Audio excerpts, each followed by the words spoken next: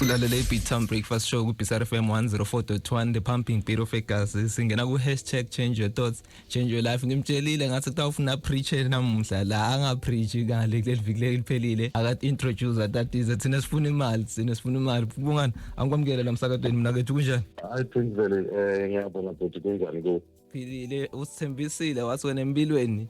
Net masingaye kuthatha lama principle lalapha eBhayibhelini nje sibuye siwa align singaba kahle empilweni yethu la singathathi lelo kubilo lokwendeka lapha ngoba kunyeni abantu bayabulalana but singancedzana sithi incede nathi so ngisiphi mhlambe isihloko losiphathele sona nelverse lesingaye kolibuka ama principle lesitowathatha ungasinika amancane namuhla noma one nje iminyaka eminingi singato khona khohlwa namuhla sobuka ama biblical principles for success.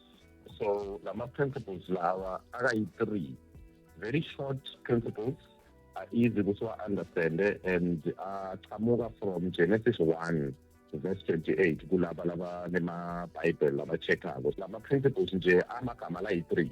The first one is be as be. The second one is do, do. The third one is have, have. So in Genesis 1 verse 28 the Bible reads, and God blessed them. And God said unto them, be fruitful and multiply and replenish the earth and subdue it and have dominion over the fowl of the air and over every living thing that moveth upon the earth. So now we go a little verse lelo la Genesis 1 verse 28, as I said, which the principles are be, do, have. So be, be fruitful. It means become a fruit. So labalativo the fruit bayathi ukuthi a fruit is a living organism whose seed is on the inside. That means the fruit lithwale iseed yalo. So uNkulunkulu uthi be fruitful. That means it's transformation. You must change, you must become. So be fruitful means ukuthi kufuna ube something lo bengasinguyo. Angithi the goal ekugcineni is to have. So you first must become. Something. So it speaks of transformation. And then thirdly, multiply. Be fruitful and multiply. So multiply means action. So actions after so transforming. So we are transformer over so yenda. You don't just transform. So multiply is an action. It means to produce on the outside based on the seed lenkulunkulu ayifake ngakuwe. So uNkulunkulu uthatha le seed manje umultiply le seed on the outside. So li fruit siyathi ukuthi angeke i-fruit yelingoza na uyidla kusale indumbu yeligwava. Na udla lingoza uyosala indumbu yelingoza, then na ushanyela le ndumbu yelingoza iyophuma ini mangoza lamaningi. So the third one uthi uNkulunkulu replenish. So replenish is actually an action of refilling what is used up.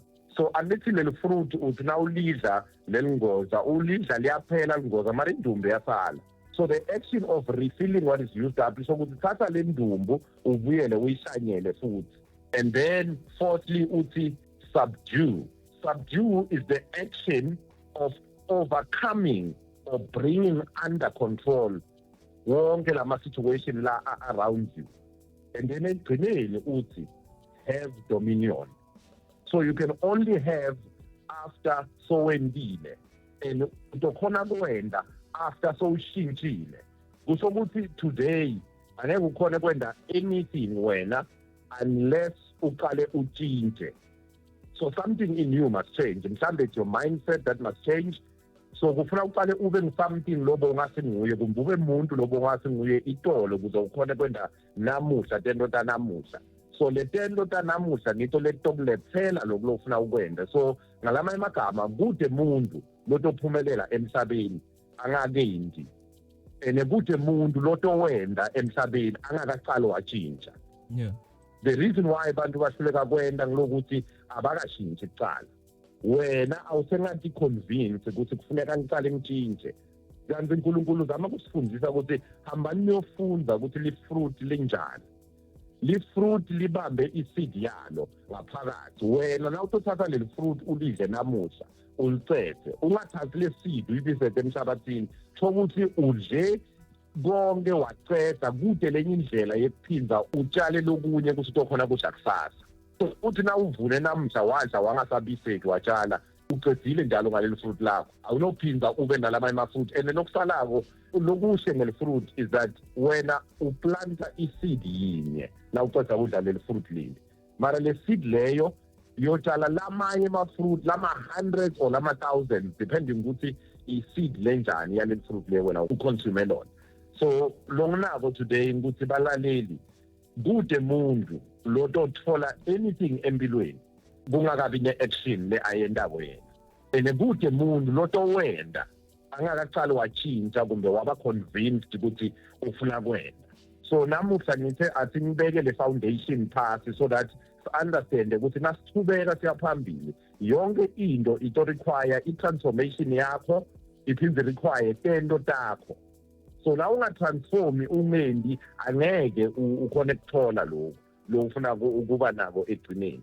So le i-formula lenkulunkulu asiphe yona le kuGenesis, iBhayibheli lisaqala nje ukuthi nanoma ungaphelela la kuGenesis la unga-understanda nje ukuthi awunoba nalutho ungakembi and awunowenda ungakaqali washintsha. So ngiko longinako namhla for balaleli. Mina ngingafuna selapha ekuqaleni nje kuphela ngoba ngiyo la icala khona la usibi khona. Ngijabule nje mawubekisa ngelifruit la, athi ilifruit ubekise kusi linani line-seed and ubekisa ngalo lonke ilifruit.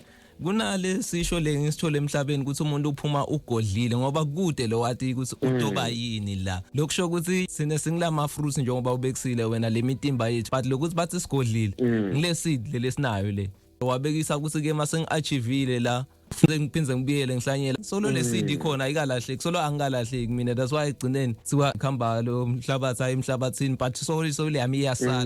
Lokuthi le seed uthi khona wonke umuntu usho angatshintsha njengoba usho wena net nje funa sihlanyele nyalo. Isihlanyele nyalo nje sihleli nale enhlanyelo la sikhona khona sihleli nale enhlanyelo. No, uqinisile. I think lokubaleka kakhulu ukuthi sina sicabanga ukuthi impumelelo i-mistake inhlanhla, and kunebantu ukuva bathi no bongani ulucky. Emhlabeni ayikho le concept ye-luck.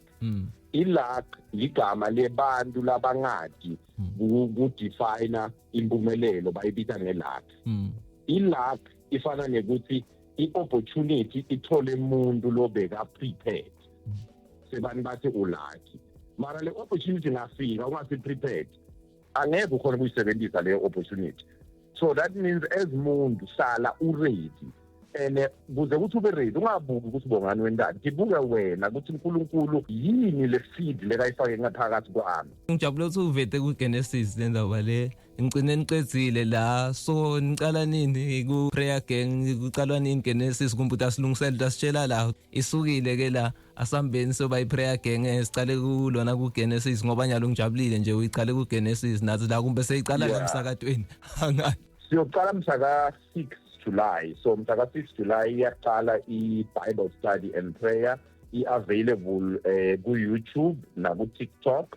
Bantu kufuna nje baye ko-searcha khona Bongani Maphosa, kwanyalo basearche the prayer gang, ikhona ku-YouTube, ikhona ku-TikTok. So siyoqala mhla 6 July iyoqala eNzambama ngo-8. So sizama kwenta i-session yaseNzambama so that nebantwana bakhona ukujoyina ngoba le yango-4 ekuseni besiyenda for the past 3 years iyahlupha abantwana ngeke ubavuse ngo-4. So abasibuke nje njalo 6 July kuyoba kuyi-Monday. Siqala from Genesis 1 sizama kufunda lonke iBhayibheli size sofika ku-Revelation.